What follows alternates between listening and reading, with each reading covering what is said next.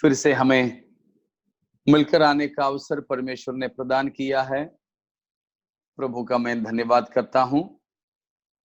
यीशु मसीह के द्वारा हमारे अपराधों को पिता परमेश्वर ने माफ किया है। पवित्र आत्मा के द्वारा हमको उद्धार के या छुटकार के दिन के लिए मोहर करके लगाए हैं, रखे हैं। मैं परमेश्वर पिता का धन्यवाद करूंगा।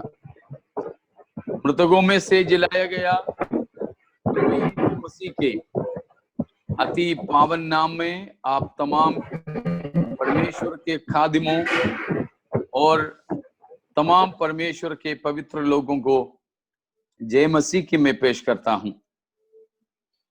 प्रभु की उपस्थिति में हम जो सीखते आ रहे थे उसी विषय में आगे बढ़ेंगे। शायद आप लोगों ने प्रकाशित वाक्य 2 और 3 अध्याय पढ़े होंगे। गृहपाठ, होमवर्क। तो आज ऐसे में है तो मैं ज्यादा पूछना नहीं चाहूंगा, नहीं तो मैं जरूर पूछ लेता कौन कौन पढ़े कौन कौन नहीं पढ़े। अगर गृहपाठ नहीं करते तो कुछ तो मिलता भी है ना, तो मिल जाते। तो आज ऐसा वर्चुअल मीटिंग है तो हम उतना ज्यादा नहीं कर पाते हैं, तो छोड़कर पूछ करके छोड़ देते हैं। तो हम वापस चलेंगे प्रकाशित वाक्य 2-3 अध्यायों में, जहां जय पाने वालों के लिए प्रभु यीशु मसीह ने वायदा किया हुआ प्रतिफलों के बारे में हम देखने जा रहे हैं। तो उसमें हमने 3 कलीसियाओं के लिए बताई गई ये बातों को या 3 बातों को हमने देखा। सबसे पहले हमने देखा जीवन का वृक्ष का फल खाने को मिलेगा जो जय पाए, और जीवन का मुकुट मिलेगा, गुप्त मन्ना खाने को मिलेगा और गुप्त नाम दिया जाएगा। और आज हम आगे बढ़ेंगे। अभी जब हम देखते हैं उसी में जो कल हम देख रहे थे 2 का 17वां पद में, एक बार और उसको पढ़िएगा। जिसके कान हो वह सुन ले कि आत्मा कलीसियाओं से क्या कहता है। जो जय पाए उसको मैं गुप्त मन्ना में से दूंगा और उसे एक श्वेत पत्थर भी दूंगा, और उस पत्थर पर एक नाम लिखा हुआ होगा जिसे उसके पाने वाले के सिवाय और कोई ना जानेगा। गुप्त मन्ना के बारे में हमने देखा, और चौथी बात वहां लिखा है, ये कुल मिलाकर के वो ये है एक श्वेत पत्थर। वो श्वेत पत्थर दिया जाएगा, उस पे एक नाम लिखा हुआ होगा जिसे उसके पाने वाले के सिवाय और कोई न जानेगा। एक गुप्त नाम, इसलिए मैंने कहा व्हाइट स्टोन, न्यू नेम। एक श्वेत पत्थर, नया नाम। बाइबल में और कहीं पर भी उसके बारे में कुछ लिखा नहीं है, इसीलिए हमें मालूम नहीं कि वो सच में या असलियत में क्या होगा। इसीलिए कुछ संभावना मात्र हम देख सकते हैं। वो क्या होगा, संभावना ऐसे इतिहास में से हम लेकर, इतिहास में हम देख करके इन बातों को मैंने लिखा है। आपको बता रहा हूं कि वो ऐसे हैं, one criminal approved of his innocency. एक अपराधी कोर्ट में, कचहरी में पेश होता है, लेकिन उसका केस खारिज हो जाती है, उसको रिहा कर देते हैं, तो उसको एक प्रमाण पत्र देते हैं। तो उन दिनों में अभी के जैसा कोई कंप्यूटर में या सॉफ्ट कॉपी कुछ नहीं होते थे। आपको मालूम है पुराने जमाने में सब कुछ टाइल्स में होता था।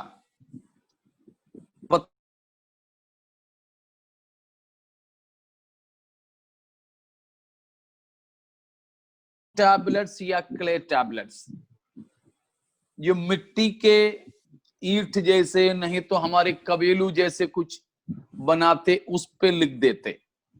वो फिर मिटता नहीं, मिट्टी सूखने से पहले ही उस पे लिख देते, तो फिर सूखते नहीं। उस प्रकार की चीजें हैं। अभी भी इतिहास की जगहों से खुदाई करके वैज्ञानिक लोग लेते हैं, एक्सकवेशंस जो होते हैं अभी भी हैं। तो सालों सालों सदियों होए तो भी वो मिटते नहीं।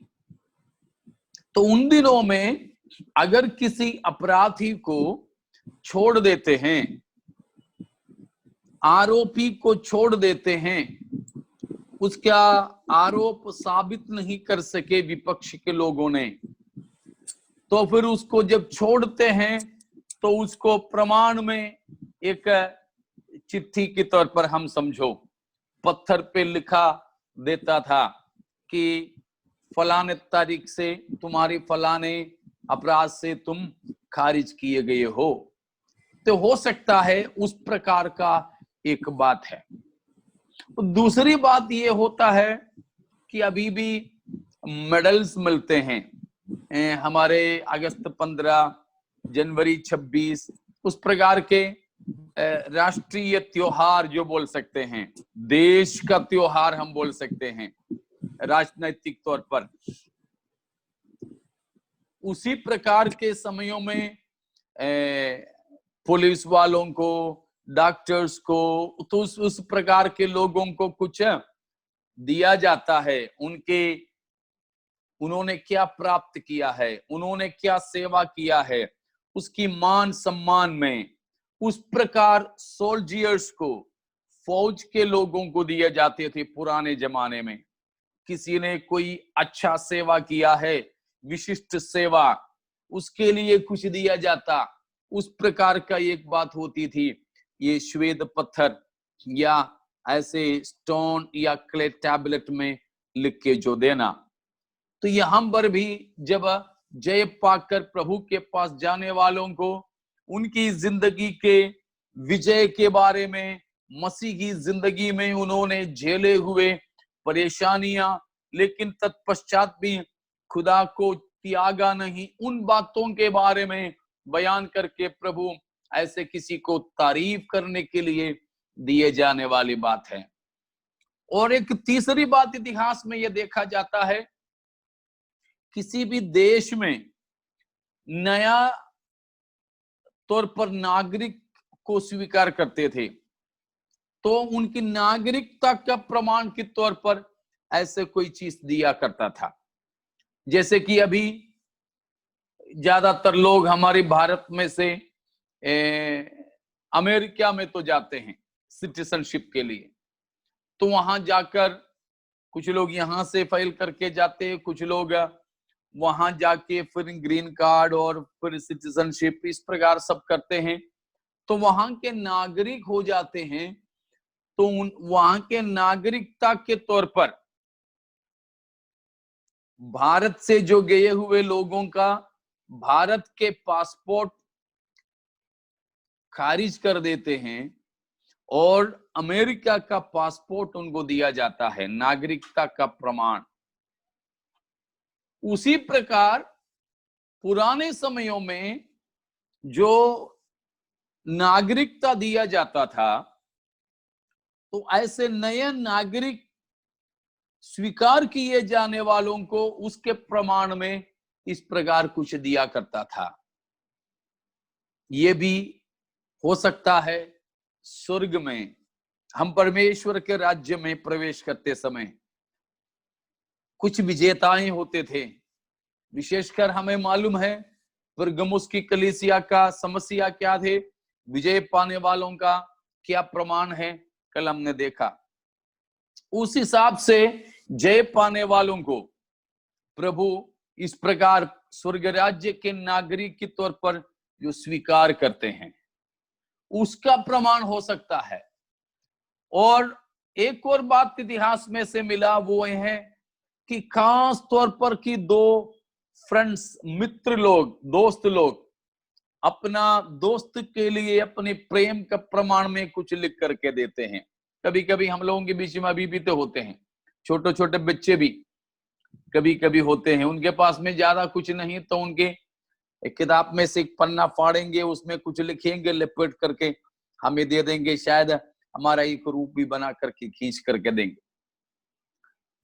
तो बच्चे लोग करते हैं। कभी कभी हमारे बच्चे पापा मम्मी के वेडिंग एनिवर्सरी में, शादी के साल गिरने में बच्चे लोग उस प्रकार पेपर में, कोई लिफाफे में कुछ करके देते हैं, अभी भी होता है।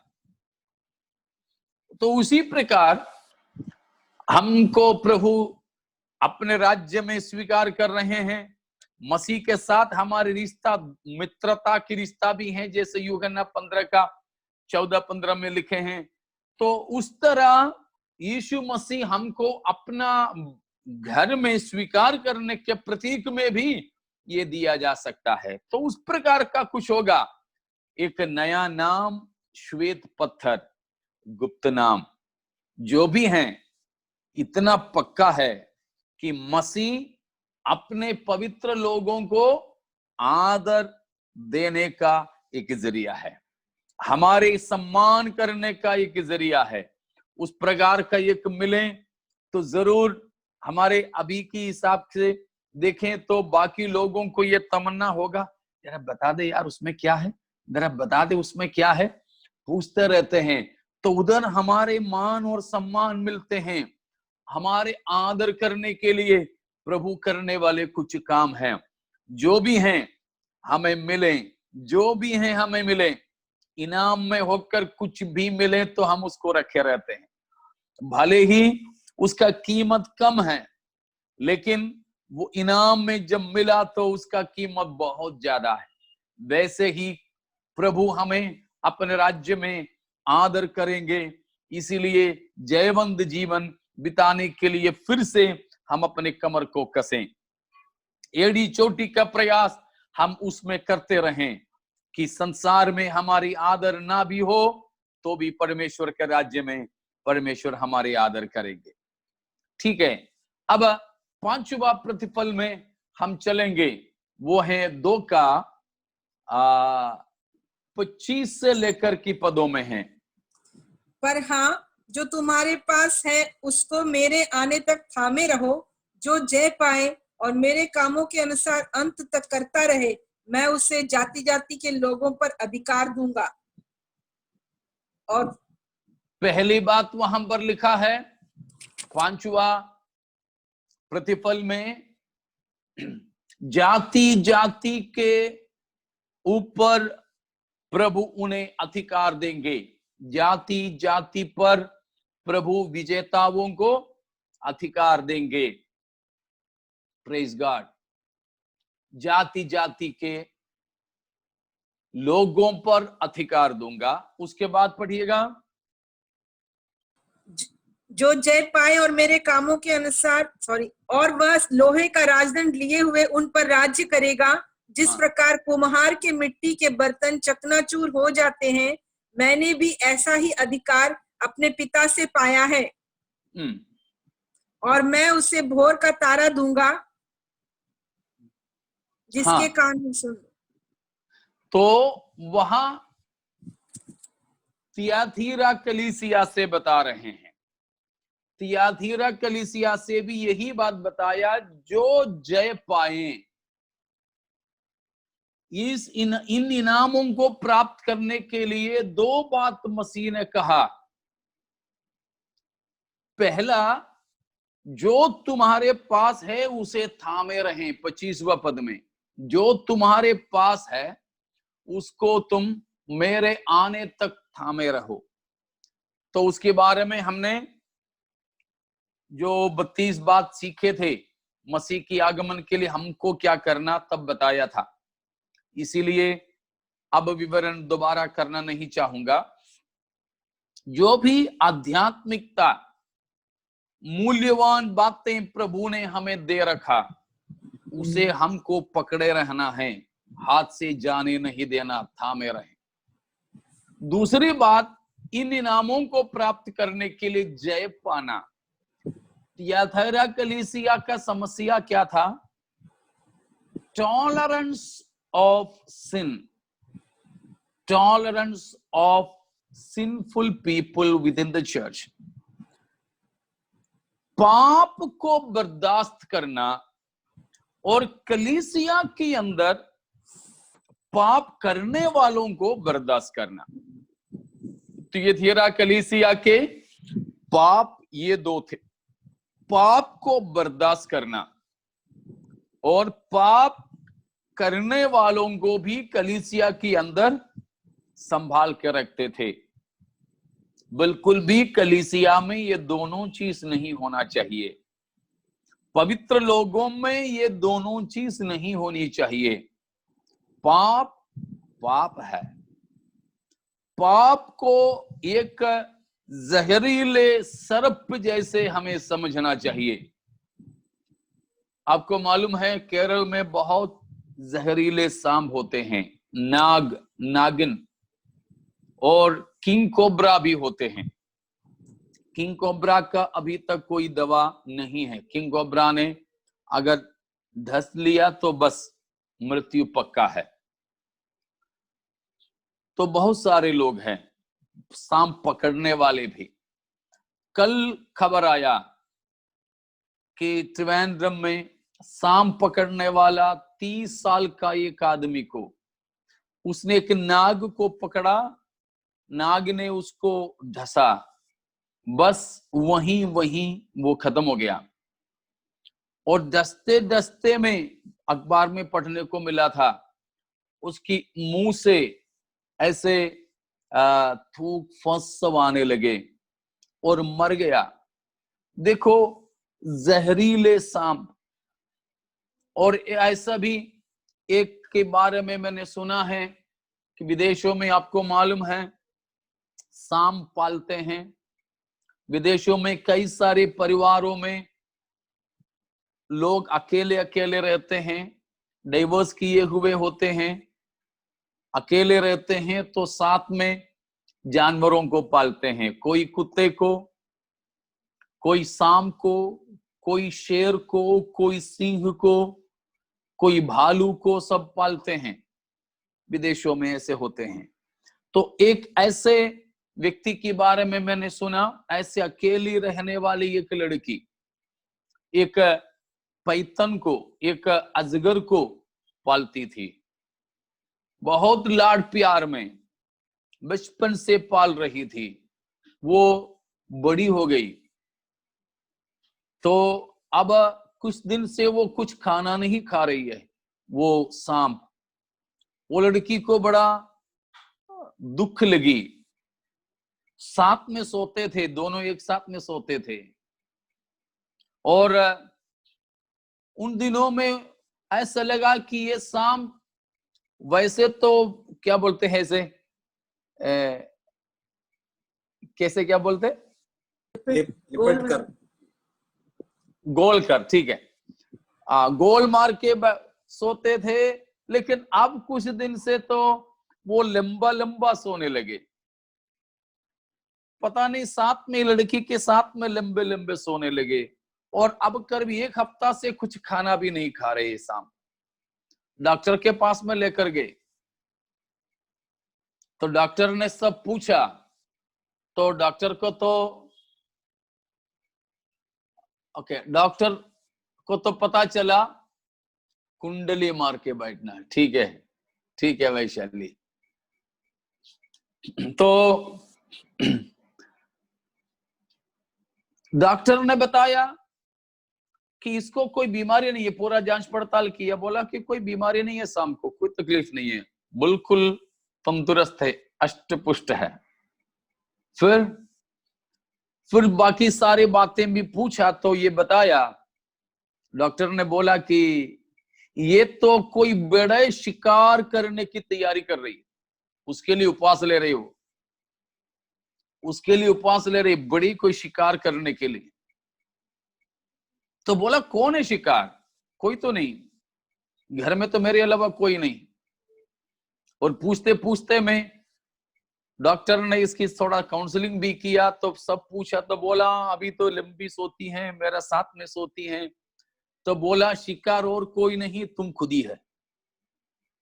तुम खुद ही को शिकार करने के लिए तुम्हारा नाप ले रही है वो। पिछले कुछ दिनों से तुम्हारे साथ में लंबी लंबी सोकर माप करके देख रही है कि निकलने लायक वो होगी कि नहीं। उसको पता चला अभी तुम शिकार होने लायक है और तुमका शिकार करने लायक वो हो गई, तो वो फास्टिंग ले रही है तुम्हारे लिए। लेकिन उसको विश्वास नहीं हुआ बोलते हैं। आखिरी में मैंने सुना यह है कि उसने बोला कि मैं बचपन से अपनी बेटी की तरह पालती हूं इसको, ये मेरी शिकार नहीं करेगी। डॉक्टर ने बहुत समझाया तो भी उसने नहीं समझी। लेकिन आखिरी में हुआ वही, फास्टिंग लेते लेते लेते आखिरी में उसको निगल लिया सोते सोते में। मेरे कहने का मतलब पाप बिल्कुल इसी प्रकार है। शायद हम इब्रानी 12 का पहले में बताया है, इसी तरह के एक सांप का रूप में पाप को बताया। कौन सा है? उलझाने वाले पाप। उलझाने वाले पाप क्या है? उलझाने वाले पाप वो है हमारे कमर में सुला सुला कर, झुला झुला कर सुलाने वाले पाप। अपना खुद का पाप, अपना खानदानी पाप, जिसको हम अपने खानदानी समझते हैं, वो है उलझाने वाले पाप। तो उसको हम बोलते हैं तो हमारी खानदानी है, ये कोई बुराई नहीं करेगा, ये तो हमारा कोई नुकसान नहीं करेगा, ये हमारी खानदानी आदत है।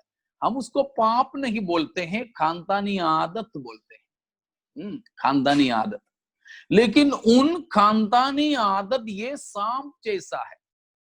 चाहे कल जो 30 साल का जवान केरल में सांप पकड़ने वाला मारा गया सांप की डसने से, उसी प्रकार चाहे ये पाप हमको ढसेगा, हमारी मृत्यु हो सकता है। नहीं तो वो औरत के साथ में अपने आप को माप माप करके अपने शिकार के लिए उपवास करके आखिरी में निकली हुई वो सांप जैसे हमको ये पाप निकलेंगे। इसीलिए हर एक पवित्र जन, हर एक कलीसिया, हर एक कलीसिया के विश्वासी मसीही पाप को बर्दाश्त नहीं करना है। शुरू के दिनों में वो पैथन समान, वो अजगर समान हमें कोई नुकसान शायद नहीं पहुंचा देगी। बिल्कुल प्रेम जैसे साथ में सोएगी, हमारे हमबर वो फेरेगी, हमारे साथ में चलेगी, सब है। लेकिन समझ लीजिए तब तक ही पैतन हमारे दोस्त और हमारी बेटी बेटा बनकर के रहेगी जब तक वो हमें निगलने लायक ना बन जाए। हमको निगलने लायक बड़े होने के बाद में वो हमारी वश में नहीं रहेगी, हमको अपने शिकार बना देगी। पाप ऐसा ही है। इसीलिए थियातीरा कलीसिया से मसीह कहता है कि थियातीरा कलीसिया के पासबान, कलीसिया के चलाने वालों, कलीसिया के प्रत्येक सदस्यों, तुम लोगों ने मारकर जला देने वाले पाप रूपी सांपों को पाल रहे हो, उन्हें तुम खिला पिला रहे हो, उन पापों को तुम गोदी में रख करके सुला रहे हो।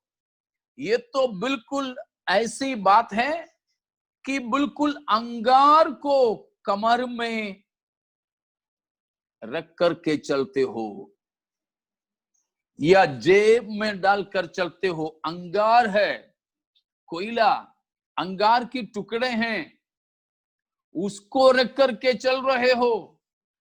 वो शायद अंगार डालते डालते ही तो ज्यादा नुकसान नहीं करते, लेकिन थोड़ी देर में पूरा जला डालेगा।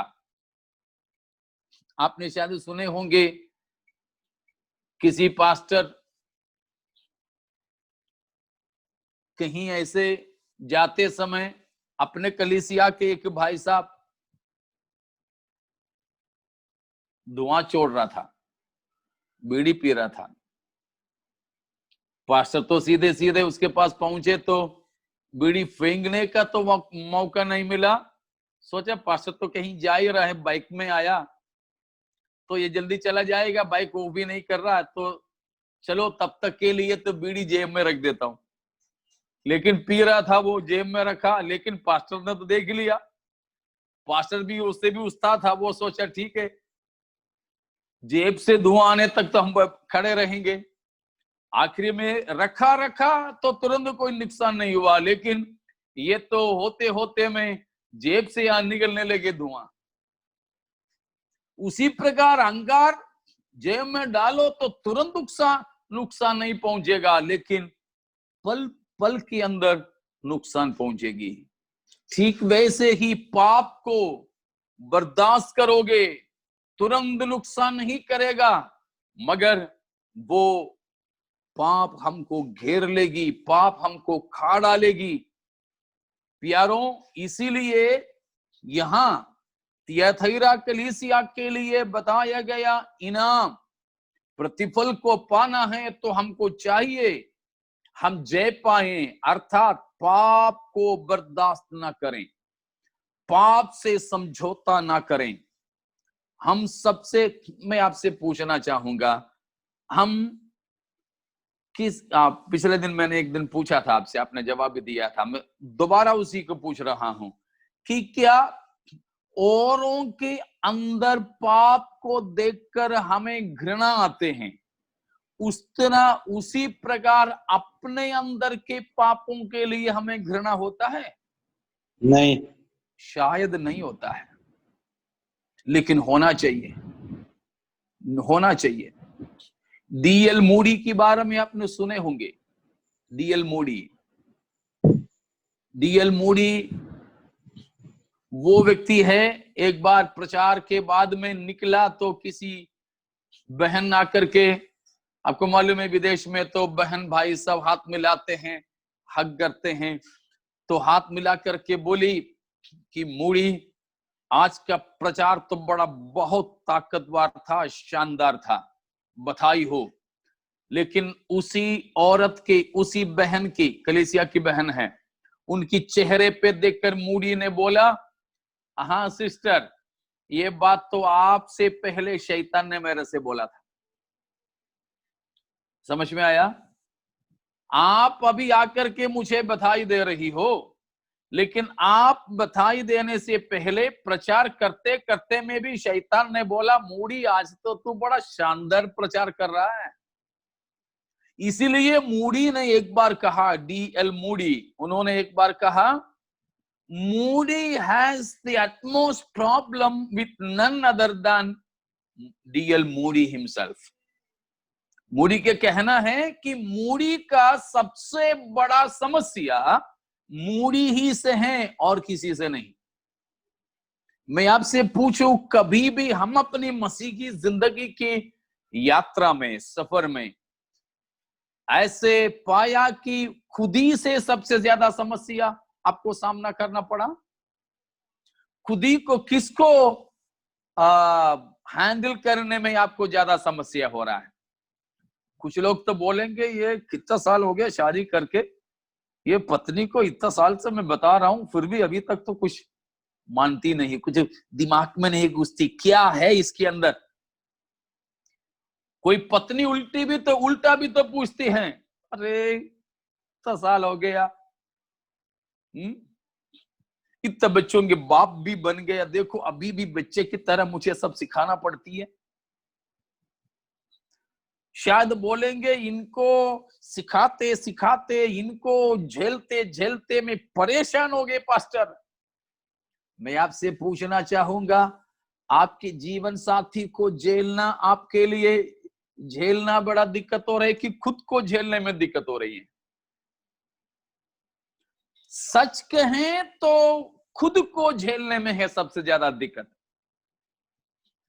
सामने वाला तो फिर भी मान लेगा, कम से कम हमारे सामने तो मान लेगा, नहीं तो मान लेगी। अकेले में वो कुछ भी कर ले, लेकिन हमारे क्या हाल है? खुद को झेलना मुश्किल है। खुद को झेलना मुश्किल होना चाहिए, होता है। सच्चा मसीही का वही हालात है सच में। मूडी ने जैसे कहा ठीक वैसे ही, क्योंकि पाप तो हमारे अंदर पड़ा। पाप से समझौता नहीं करना। जैसे कैन से प्रभु परमेश्वर ने बोला उत्पत्ति 4 में कि पाप तेरे द्वार पर है, उसकी लालसा तुझ पर है, तू तो उस पर प्रबल होना चाहिए, उसको तुम सब्ज्यू करना चाहिए, कॉन्कर करना चाहिए, उसके ऊपर तुम्हें प्रबल होना चाहिए। यारों, हमारे अंदर पाप उसी प्रकार कार्य करती है, कलीसिया की अंदर भी रेंग रेंग करके आती है। हमने सुने हैं ऊंट के बारे में। ऊंट ने बस बोला, मेरा सांस लेने की जो जगह है ना, दो गड्ढे, बस उसी को रखने की जगह दे देना, मेरा मुंह जरा रखने के लिए, बस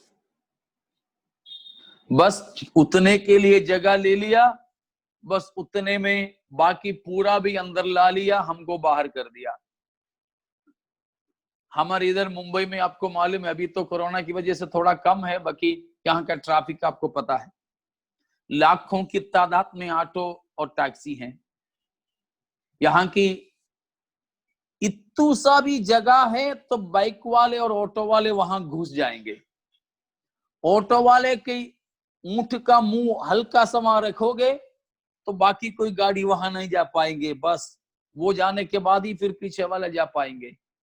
इसी प्रकार पाप पूरा नहीं आएंगे, हल्का सा कलीसी के अंदर प्रवेश करेगी, लेकिन तभी हम अगर जान लोगे तो ठीक, नहीं तो बड़ा मुश्किल। हम देखते हैं कहीं कहीं मकानों के छत पे, कहीं दीवालों में जहां पाइप गया है वहां ये जो किसी पेड़ का छोटी सी एक पौधा पैदा होता, हम होते हैं इतना सा तो है ना, क्या है, रहने दो वहीं। लेकिन एक बरसात का मौसम पूरे नहीं होंगे उससे पहले वो अपना जड़ अपने दीवार पे लगा देंगे, दीवार को फाड़ देंगे, तोड़ देंगे। इसी प्रकार पाप को हमें बर्दाश्त नहीं करना। थियातीरा कलीसिया की समस्या ये थी। तो आज मेरे प्यारों, प्रतिफल पर अगर नजर रखते हैं, जिंदगी पर भी नजर रखिए। प्रतिफल पर नजर रखते हैं तो पवित्रताई पर नजर रखिए। कभी समझौता ना करें। समझौता करने वाला मसीही जयवंत मसीही कभी नहीं हो सकता है। A compromising Christian cannot be a conquering Christian. तो हमको चाहिए कि हम पाप से बर्दाश्त नहीं करें, घृणा करें, पाप से घृणा करें और पापियों से प्रेम करो, लेकिन कलीसिया में पापी को भी बर्दाश्त नहीं करो। मन फिराने दो, आने दो, ठीक है, लेकिन पापी को हमारी कलीसिया की चालक मत बनाना। पाप में अपनी जिंदगी बिताने वाला चाहे कितने भी धनवान हो, कलीसिया में कितने भी लोग उनके पीछे हो, उन किसी को सेक्रेटरी मत बनाना, खजांची मत बनाना, कमिटी वाले, संडे स्कूल टीचर, महिला समाज का सेक्रेटरी, प्रेसिडेंट कुछ मत बनाना। उनसे प्रार्थना करके समाप्त नहीं करवाना संगति। चाहे नाराज हो जाए, चाहे हंगामा मचा लें, लेकिन खुदा की कलाम से इतू सा भी समझौता ना करें।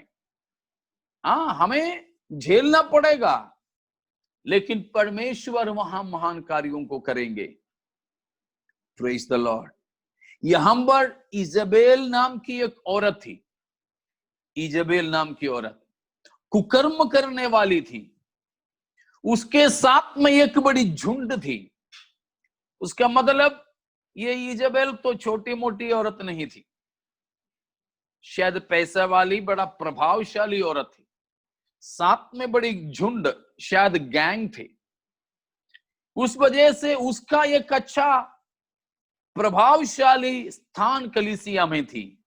यीशु मसीह ने उनकी आलोचना की, मन फिराने के लिए वक्त दिया तो भी उसने मन नहीं फिराई। इसीलिए यहां बताए गए प्रतिफल को प्राप्त करने के लिए जय पाना, उसका मतलब यह है कि पाप को हम बर्दाश्त नहीं करें, कलीसिया में पापियों को राज करने भी नहीं दे। Praise God. पापी कलीसिया में आए तो आने दो, पीछे बैठने दो। मेरा कहना और मेरा परिचय यह है, जो मैं करता हूं वो ये है, उनको पीछे आके बैठने दो। अगर साथ में गाना गाते तो मना मत करो, गाने दो। किसी की प्रार्थना में आमीन बोलते हैं तो मना मत करो, आमीन बोलने दो। वचन सुनते हैं तो सुनने दो, कोई बात नहीं, लेकिन ऑफरिंग उनसे मत लेना, दशवांश उसकी नहीं चाहिए। जो परमेश्वर के राज्य में जाने वाला नहीं, ऐसों का आर्थिक मदद भी हमको नहीं चाहिए। लेकिन बहुत से कलीसियाओं में ऐसे होते हैं, कोई पाप करने वाले को बोलते हैं कि 6 महीने चुप रहना, प्रभु भोज में भाग मत लेना, गवाही मत देना, लेकिन बराबर दशवांश चर्च में लाके दे देना। लेकिन मुझे उससे सहमति नहीं है। जो स्वर्ग जाने वाला नहीं, उसके दशवांश क्यों चाहिए हमको? नहीं चाहिए। भूख के रहो चलेगा, कलीसिया में बिजली का बिल भरने के लिए पैसा नहीं चलेगा, बिजली वाले आके कनेक्शन काटने दो, अंधेरे में रहो, मोमबत्ती जलाओ, लेकिन उसकी पैसा नहीं चाहिए। ऐसों के लिए यहां पर बताया है 2 विशेष प्रतिफल। पहला बताया कि जैसे यीशु मसीह स्वयं जय पाकर पिता के सिंहासन पर बैठा और अन्य जातियों पर, जाति जाति के लोगों पर लोहे की दंड से हुकूमत करने लगे, वैसे ही जाति जाति के लोगों पर हमें भी अधिकार मिलेगा। वो खास तौर पर मसीह के 1000 साल के राज्य संसार में होंगे, तो शरीर में रहने वाले अन्य जातीय लोग यहां रहेंगे, हमारे जैसे ही शरीर में। बस एक ही फर्क है, 50 साल में, 100 साल में खत्म नहीं होंगे, 1000 साल तक उनकी आयु होगा। अभी जैसे 8 साल के 10 साल के बच्चा, वैसे उस समय 100 साल का बच्चा होगा। तो अभी जैसे बालक है 8-10 साल का लड़का, वैसे ही उस समय 100 साल का आदमी बालक रहेगा, क्योंकि आयु 1000 साल का है। इतने फर्क होगा, बाकी सब अभी के जैसे। पर उस समय मच्छर होगा, लेकिन हमारे खून नहीं पिएगा। उस समय सांप होगी, मगर ढसेंगे नहीं, बच्चे लोग उसके साथ में खेलेंगे। उस समय भी शेर और सिंह होंगे, मगर घास और भूसे खाएंगे, मांस नहीं खाएंगे वे। ये सब बातें यशायाह 11वां अध्याय में लिखा हुआ है। बाद में पढ़ लेना, अभी मत पढ़ना, कोई बाद में पढ़ लेना, उसमें ये सब बातें लिखा। मतलब मच्छर वच्छर की बात नहीं लिखा उधर, ठीक है। बाकी सांप और शेर वो सब मैंने ऐसे बोला, सांप और शेर सबके बारे में लिखा है। मतलब यीशु मसीह 1000 साल का राज इस संसार में करेंगे, इसी संसार में करेंगे, इसी संसार में। हम तो हमारे ये शरीर में नहीं होंगे, हम पहले सीखे हुए पुनरुत्थित शरीर में होंगे। लेकिन यहूदी लोग और अन्य जाति के लोग इस संसार में उस समय हमारे जैसे ही शरीर में होंगे। तब शादी करेंगे, बच्चे होंगे, खेती करेंगे, नौकरी तो उतना ज्यादा कुछ होगा नहीं, लेकिन ज्यादातर खेती होगा। ये सब साधारण सी जिंदगी। उस समय में तियाथाइरा कलीसिया जैसे अवस्था में जय पाने वालों को अन्य जाति लोगों पर अधिकार जताने के लिए अनुमति देंगे। Praise God. और उन पर वे राज करेंगे। दूसरा प्रतिफल यहां पर बताए 28वां पद में, मैं उनको क्या दूंगा? भोर का तारा। भोर का तारा। क्या है भोर का तारा? कोई खिलौना है? क्या है भोर का तारा? 22 का 16 पढ़िएगा। 22-16।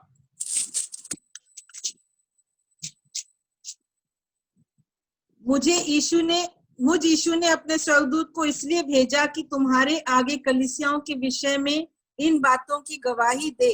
मैं दाऊद का मूल और वंश और भोर का चमकता हुआ तारा हूं। क्या है भोर का तारे का मतलब? यीशु मसीह स्वयं। तो वहां बताया है, मैं जयवंत को भोर का तारा दूंगा। क्या मतलब? आकाश में चमकने वाले किसी तारे को पकड़ के दूंगा, ये नहीं है, परंतु मैं स्वयं उन्हीं का बन जाऊंगा। मैं अपने आप को जयवंतों को दूंगा। हालेलुया। यीशु मसीह हमारा मिरास हो जाएंगे। मसीह हमारे मिरास होना, समझ में आ रहा है ये बात? यीशु मसीह हमारे मिरास। Yeshu Jesus himself will become our inheritance. We would inherit Christ himself. Masih को हम अपनाएंगे, मसीह को हम अपनाएंगे। तो दूसरा पत्रस 1:19 में भी यीशु को भोर का तारे के तौर पर बताया है। वो वचन भी पढ़िएगा। दूसरा पत्रस 1:19।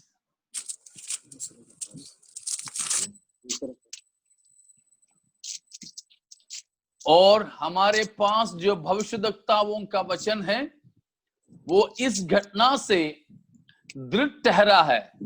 और तुम ये अच्छा करते हो कि जो ये समझकर उस पर ध्यान करते हो कि वो एक दिया है जो अंधियारे स्थान में उस समय तक प्रकाश देता रहता है जब तक कि पौ न फटे और भोर का तारा तुम्हारे हृदय में न चमक उठे। यहां पर भी प्रभु यीशु मसीह के दोबारा आगमन के बारे में बताया है। भोर का तारा हमारे हृदयों में न चमक उठे। तो इन 2-3 भागों में से भोर का तारा यीशु मसीह है, समझने में कोई दिक्कत नहीं है। तो प्रभु यीशु मसीह हमारा हिस्सा बनेगा। प्रभु यीशु मसीह हमारा खुद का होकर हमारे लिए दिया जाएगा। हमारी वारिस होकर, हमारे हक होकर मसीह को प्राप्त करेंगे हम। इसलिए हैं, शायद आपको याद होंगे, कल भी मैंने बताया था, हमारी आशा का 6 बातें याद है ना? हमारी आशा का 6 बातें। हमारे प्रभु यीशु मसीह आएंगे, हमें लेकर जाएंगे। कितने दिन? हमेशा हमेशा हम मसीह के साथ रहेंगे। कैसे? मसीह को हम आमने सामने देखेंगे और हम मसीह के समान बन जाएंगे। 6वीं बात यह था, हम आनंद मिरास होकर मसीह को ही पाएंगे। Praise God. मसीह हमारे बन जाएंगे। वही हम पर तियाथाइरा कलीसिया के लोगों के लिए प्रतिफल के रूप में बताया है। तो फिर से मैं बताना चाहूंगा कि पाप से लड़ते हुए कब तक लड़े? इब्रानियों 12:4 में लिखा है, जब तक हमारे खून न बहे तब तक, जान न दें तब तक, हम शहीद न हो तब तक पाप से लड़ते हुए मुठभेद करते रहें। तो हमें ये दोनों प्रतिफल मिलेगा, ये दोनों प्रतिफल मिलेगा। तो हम आज्ञाकारी बनकर हमको जो है उन चीजों को थामते आगे पाप से लड़ते हुए जय पाते हुए रहें, तो ये हमें मिलेगा। ठीक है, आगे हम चलेंगे। तीसरा अध्याय में जब हम देखेंगे तब हमें मिलते हैं तीसरा अध्याय उसके 5वां पद को। जो जय पाए उसे इसी प्रकार श्वेत वस्त्र पहनाया जाएगा और मैं उसका नाम जीवन की पुस्तक में से किसी रीति से ना काटूंगा, पर उसका नाम अपने पिता और उसके स्वर्गदूतों के सामने मान लूंगा। वहां रूहानी नींद से, रूहानी मृत्यु से जागने वालों के लिए बताया है। सरदिस की कलीसिया की हालात, वे आध्यात्मिक तौर पर मरी थी, इसलिए बताया है। पहले पदों में बताया तुम्हारे नाम तो जिंदा है मगर तू मुर्दा है। आध्यात्मिक मुर्दापन, आत्मिक तौर पर मरे हुए स्थिति। उस स्थिति से हम अगर जागें, आत्मिक जीवन हमारे अंदर हो, और जैसे चौथा पद में बताया है कि हमारे जीवन रूपी वस्त्र को मेले चित्रे होने नहीं दे, हमारी जिंदगी को अपवित्र होने ना दे। मतलब इन हर एक जगह पर पवित्रताई पर जोर दिया है। तो पवित्र जीवन बिताएं, परमेश्वर से जुड़े रहें, आध्यात्मिक जीवन में हम बने रहें, तो ऐसे लोग हैं जय पाने वाले। उनको क्या क्या मिलेगा? पहली बात, श्वेत वस्त्र पहनने को मिलेगा। श्वेत वस्त्र, श्वेत वस्त्र प्रकाशित वाक्य 19 के अध्याय में हम पढ़ते हैं, मसीह के साथ में उसका 7 और 8वां पद को पढ़िए। प्रकाशित वाक्य 19 का 7 और 8। आओ हम आनंदित और मगन हो और उसकी स्तुति करें, क्योंकि मेमने का विवाह आ पहुंचा है और उसकी दुल्हन ने अपने आप को तैयार कर लिया है। उसको शुद्ध और चमकदार महीन मलमल पहनने का अधिकार दिया गया, क्योंकि उस महीन मलमल का अर्थ पवित्र लोगों के धर्म के काम है। प्रभु यीशु के दुल्हन कलीसिया, हमेशा हम श्वेत, बाइबल के अंदर पवित्रताई के निशान के तौर पर है, इसलिए हम लोग सफेद पहनते हैं। सफेद पवित्रताई को दर्शाता है, सफेद शांति को दर्शाता है, सफेद सेवा को दर्शाते हैं। ज्यादातर डॉक्टर और नर्सेस को देखते हैं सफेद सेवा।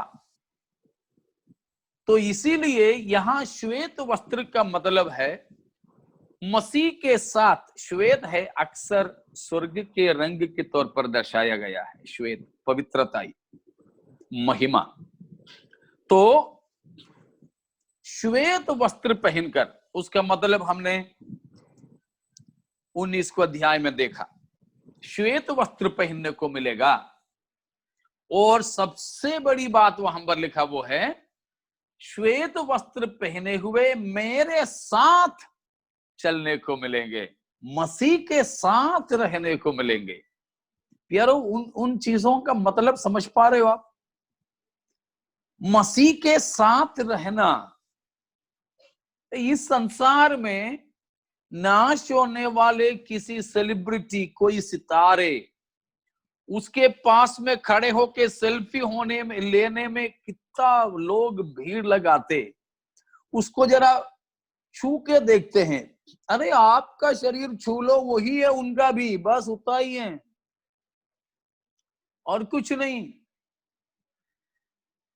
सेंड मार के चलते हैं बस, हम लोगों में थोड़ा पसीना आता है।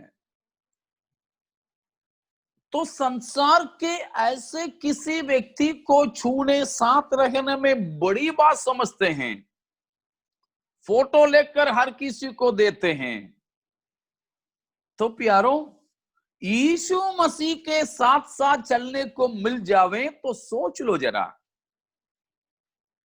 मुझे दुख की बात यह होता है, मसीह के साथ जाएंगे बोल के बैठे हैं, लेकिन वे लोग इस पर ध्यान नहीं देते, उससे हमारे दिल आनंदित नहीं होते हैं। यहां बताया जो जय पाएगा उनको यह प्रतिफल मिलेगा, श्वेत वस्त्र पहनेंगे, उसके साथ में मसीह के साथ साथ में चलेंगे। हालेलुया। और तीसरी बात बताया, उनके नाम जीवन की पुस्तक में से मिटाएंगे नहीं। आधार कार्ड में हमारा नाम आ जाए, राशन कार्ड में हमारा नाम दाखिल हो जाए, और किसी स्कूल में, कॉलेज में हमारे या हमारे बच्चों के नाम दाखिल हो, कितना खुश हो जाते हैं, मिठाई बांटते हैं। कलीसिया में तो आधा घंटा गवाही देंगे, पास्टर को प्रचार करने का समय भी नहीं मिलेगा उस दिन। तो यहां पर जीवन की पुस्तक में से हमारे नाम नहीं काटेंगे बोलने से कितना हमें आनंदित होना चाहिए। प्रभु यीशु मसीह ने लूका 10:20 में कहा कि तुम और किसी वजह से दुष्ट आत्माएं भी तुम्हारी वश में हैं, इसलिए आनंदित मत हो, परंतु तुम्हारे नाम स्वर्ग में लिखा है, इसलिए आनंदित हो। तो प्यारो, सबसे बड़ा आनंद का वजह हमारे नाम जीवन की पुस्तक में है, वो है। हमें से कितने लोगों को यकीन है कि मेरा नाम जीवन की पुस्तक में है, तो वे जरूर आनंदित हो सकेंगे, प्रभु का धन्यवाद कर सकेंगे। जिंदगी में समस्याएं हो, तकलीफें हो, बीमारियां हो, तंगी हो, नौकरी नहीं है, आमदनी नहीं है, शरीर में चंगाई नहीं है, साथ में कोई नहीं है, फिर भी जीवन का पुस्तक में नाम है, हम आनंदित और मगन रह सकेंगे। हालेलुया। तो वो है तीसरा इनाम जो मिलेगा। चौथा इनाम उससे भी बढ़कर है। बताया, मैं उन विजय पाने वालों का नाम मेरे पिता और स्वर्गदूतों के सम्मुख में क्या करूंगा? क्या शब्द दिया है? मैं उनका नाम मान लूंगा। उनका नाम पिता और स्वर्गदूतों के सामने मान लूंगा, यीशु मसीह ने कहा। मतलब पहले भी एक दिन मैंने बोला था, हमको उन सबके सामने खड़ा करके बोलेंगे, यह मेरा बंदा है, यह मेरी बेटी है, इसने मेरे नाम के निमित्त क्या क्या सह लिया, कैसे कैसे जीवन बिताया। ये सब बातें हमारे बारे में पिता के समक्ष में और तमाम पवित्र लोग और स्वर्ग दूतों के समक्ष में हमारे प्रभु यीशु मसीह मान लेंगे। प्यारों, आध्यात्मिक जीवन पाए हुए, आत्मिक मृतावस्था से जीवन को प्राप्त करने वाले और आध्यात्मिक तौर पर पवित्रताई की जिंदगी, जीवन रूपी वस्त्र को गंदे होने से बचा के रखने वालों को मिलने वाला है ये तमाम 4 प्रतिफल। Praise God. उनमें से कोई भी हमें नष्ट नहीं होना, इसलिए अपने जीवन को हम समर्पित करें। प्यारो, एक बात और बोल करके मैं समाप्त कर देता हूं। Praise God. और अब हम फिलाडेल्फिया की कलीसिया में चलेंगे। उनके लिए प्रभु ने क्या दिया है, उनके लिए प्रभु ने क्या देने के लिए वायदा किया है, उनके लिए बताया। 11वां और 12वां पद, मैं शीघ्र ही आने वाला हूँ, जो कुछ तेरे पास है उसे थामे रहे कि कोई तेरा मुकुट छीन न ले। जो जय पाए उसे मैं अपने परमेश्वर के मंदिर में एक खंबा बनाऊंगा और वह फिर कभी बाहर ना निकलेगा, और मैं अपने परमेश्वर का नाम और अपने परमेश्वर के नगर अर्थात नए यरूशलेम का नाम जो मेरे परमेश्वर के पास से स्वर्ग पर से उतरने वाला है, और अपना नया नाम उस पर लिखूंगा। 3 बातें बताया। पहला है मुकुट कोई छीनने ना पावे, तो उनके लिए मुकुट है। मुकुट के बारे में हमने देख ही लिया, दोहराने की जरूरत नहीं। दूसरी बात है जो जय पाए उनको मैं अपने परमेश्वर के मंदिर में खंबा बनाऊंगा। ये मत सोचना कि अरे यार मैं तो प्रभु के लिए जीवन बिताऊं तो मुझे परमेश्वर के मंदिर का खंबा बना के वहां फिक्स करके रखेंगे, चलने फिरने भी नहीं मिलेगा, पूरा छत का बोझ उठा के रहना पड़ेगा। वो नहीं है। वो खंबे का मतलब ये हो गया कि परमेश्वर के मंदिर में एक मुख्य स्थान हमें मिलेगा। परमेश्वर की मंदिर नया यरूशलेम पूरा ही परमेश्वर का मंदिर होगा। उस समय वहां एक खास जगह हमें मिलेगी, वो है खंबे का मतलब। प्रेज़ गॉड, एक खास जगह हमें मिलेगा। और फिर कहा है पिता का नाम, यीशु मसीह का नाम, नया यरूशलेम का नाम सब उस विजय पाने वाले पर लिख दूंगा। मतलब वो भी एक आदर और अधिकार और मालिकपन का चिन्ह है। मालिकपन का चिन्ह है। अगर किसी चीज पर मोहर लगा है तो उसका मतलब है कि उसका मालिक है, वो मालिकपन। तो प्रभु अपना नाम उन पर लिखेंगे तो मतलब है कि हमेशा हमेशा के लिए वो प्रभु के बन जाएंगे, पिता का बन जाएगा, यीशु मसीह का बन जाएगा। वो एक आदर फिलाडेल्फिया कलीसिया में कोई गलती के बारे में नहीं बताता है, लेकिन कष्टों से मुसीबतों से वे गुजरे थे। इसलिए कहा जय पाने का मतलब है तू अभी जिस स्थिति में है उसी स्थिति को बरकरार रखें, वो है मतलब। Praise God. और आखिरी में हम लवोदिकी कलीसिया का बोलकर समाप्त करेंगे। 3 की 14 से 22 तक की पदों में है लवोदिकी कलीसिया के बारे में जो बताया है। तो उसका 21वां पद को पढ़िएगा। जय पाए मैं उसे अपने साथ अपने सिंहासन पर बैठाऊंगा, जैसे मैं भी जय पाकर अपने पिता के साथ एक सिंहासन पर बैठ गया। तो यहां पर भी मसीह के साथ में रखने का, रहने का, बिठाने का वादा, मसीह के सिंहासन पर ही हमें बिठाने की वादा किया है। इधर भी मसीह के साथ। तो मैं आपको बताता हूं स्वर्ग में मिलने वाला सबसे बड़ा प्रतिफल क्या है। इतने चीजों में से, इतने बातों से हमें कुल कितने बात हो गए मैंने गिना नहीं। जी 9।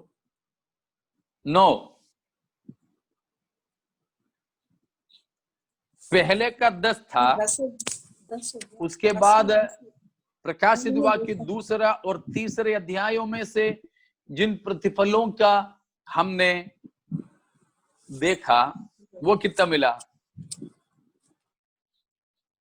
ठीक है, जितने भी हो गया पास जी, 9 है। 9 कंप्लीट हो गया, 10वां आप कह रहे हो अभी। ठीक है, तो ये सब में से पहले का 10 और ये 10 सब मिला करके अभी 20 बात हो गई। तो इतने में से मैं आपसे पूछना चाहूंगा कि आपको क्या लगता है स्वर्ग में जब जाएंगे और पवित्र लोगों के न्याय होंगे तो हमको मिलने वाला सबसे बड़ा प्रतिफल क्या है? आपको क्या लगता है? आप अनम्यूट करके बता सकते एक शब्द में, ज्यादा लंबा चौड़ा प्रचार मत करना, बस एक ही शब्द में जवाब दीजिए। परमेश्वर के साथ रहेंगे। जी सुना नहीं,